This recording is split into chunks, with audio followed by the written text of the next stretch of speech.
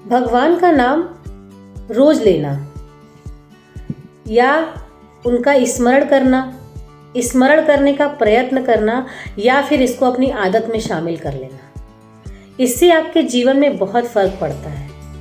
और ये मैं ऐसे ही नहीं बोल रही हूँ, ये कम से कम 500 से ज़्यादा रिसर्च किया गया है इसके ऊपर कि भगवान का स्मरण करने से आपके अंदर क्या क्या चेंजेस आते हैं। अब स्मरण करना मतलब आप पूजा के थ्रू कर रहे हैं, मेडिटेशन के थ्रू कर रहे हैं, सबके इबादत करने का तरीका अलग अलग है। हर कौम का भगवान को याद करने का तरीका अलग अलग है। आप स्मरण चाहे जिस रूप में करिए, लेकिन रोज आपको भगवान का स्मरण करना चाहिए। अब मैं आपको बताती हूँ कि भगवान के स्मरण करने से इंटरनल जो हमारे बॉडी का हार्मोन्स है उसमें चेंजेस आते हैं।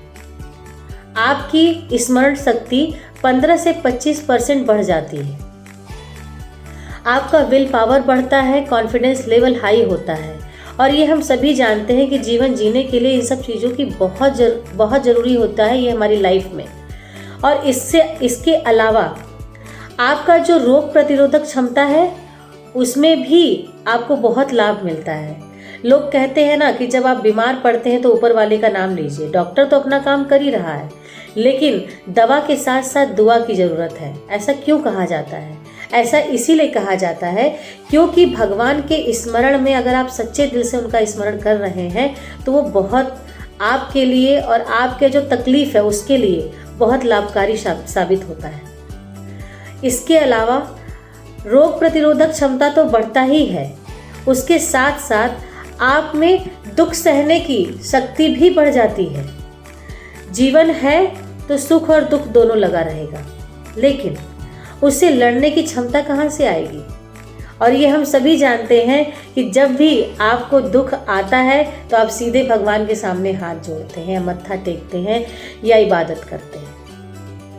क्यों करते हैं आप ऐसा? सोचा है कभी? ऐसा क्या होता है उनके सामने सर झुकाने से? जी, आप बिल्कुल सही सोच रहे हैं। सारे दुखों का हरण करने वाला वो ऊपर वाला ही है। तो ये हमें प्रयत्न नहीं करना उनका स्मरण करना, हमें अपनी दिनचर्या में शामिल करना है। हमें आदत हो जानी चाहिए। कहते हैं हर घर में पूजा होना बहुत ज़रूरी है। सुबह का जो सूरज होता है उसे जल चढ़ाना बहुत ज़रूरी है। ये सब बातों का कहीं ना कहीं एक दूसरे से कनेक्शन है और मानव जीवन के लिए तो ये बहुत ज़रूरी है। और गर्भावस्था के समय में भी माता अगर भगवान का स्मरण करती है, उनका ध्यान करती है, मेडिटेशन करती है, तो उसका पूरा प्रभाव उसके बच्चे पे पड़ता है। ऐसा ज़रूरी नहीं है कि आप 2 से 3 घंटे बैठकर पूजा करें।